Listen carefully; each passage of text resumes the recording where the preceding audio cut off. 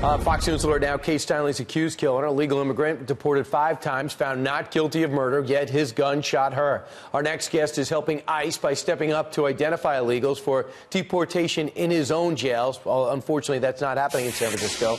That's happening in Maryland. Joining us right now from Harford County is Sheriff Jeffrey Gahler. Sheriff, first off, your reaction to the verdict in San Francisco yesterday.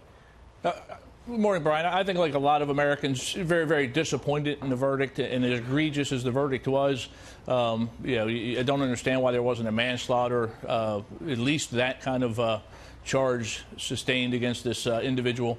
But it's more egregious that he was even in the country in order to commit this act to start with. He'd been deported 5 times before and should have been turned over to Immigrations and Customs Enforcement to have been deported before he could have committed this heinous act. So if you say, number one, were you surprised that when they came in, I know you're a law enforcement and you're not necessarily in the legal aspect of this, but when they decided to not enter into the fact of his immigration status, I knew there could be something horrible about this decision. Do you get the same feeling?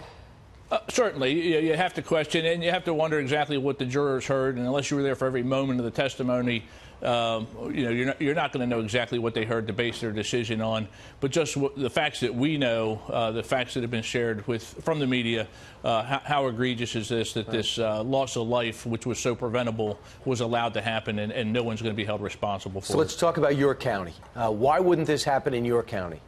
Well, we entered into, last year, we entered into a program, began the process in 2015. It's about a year vetting process to get in with Immigrations and Customs Enforcement on the corrections side of the house. Through our corrections, we screen every single individual who's arrested in Harford County as they come into the detention center. And part of that screening process is to see what their legal status is in the United States. And through that, we partnered with ICE. We have deputies trained, deputized as federal agents, and they are able to do the screening process. We have ICE agents in our facility, and we're able to identify those who are here illegally and committing acts of criminal acts against our citizens. And then ICE determines whether they're going to be detained for removal procedures. So that means that if I'm here illegally and I haven't broken a law in Maryland, in Harford County, you're not coming up to me saying, show me your Social Security card. You're not saying, show me your passport. You only to get to the corrections part of this, which means you've been accused of breaking the law, correct?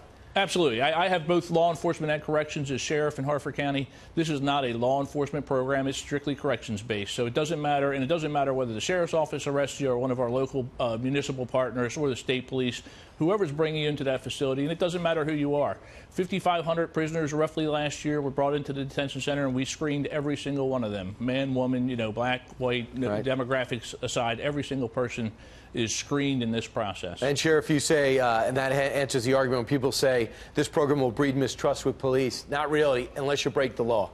Absolutely. And again, ICE has their job to do, and they've had some challenging years. And they need to do their job. We need to do a better job as a country securing our borders, in my opinion. But with that said, this is a great partnership, and we're not out there looking for people who are simply here trying to make a better life for themselves. We're looking for those that are here to victimize our community further. They're already in the country illegally, committing one act against the citizens. But to take that further and to commit other criminal acts that bring you into the detention center, there's no reason as sheriff I want to open the door and let them back into Harford County to reoffend and further victimize our citizens. It's unbelievable how much you have to explain to people why you're enforcing the law. It's exasperating. I don't care if I'm in Maryland, San Francisco, or Dallas, Texas. You all have the same exasperation in law enforcement, and it's sad. Sheriff Jeffrey Gahler, thanks so much. Thank you for having me, Brian.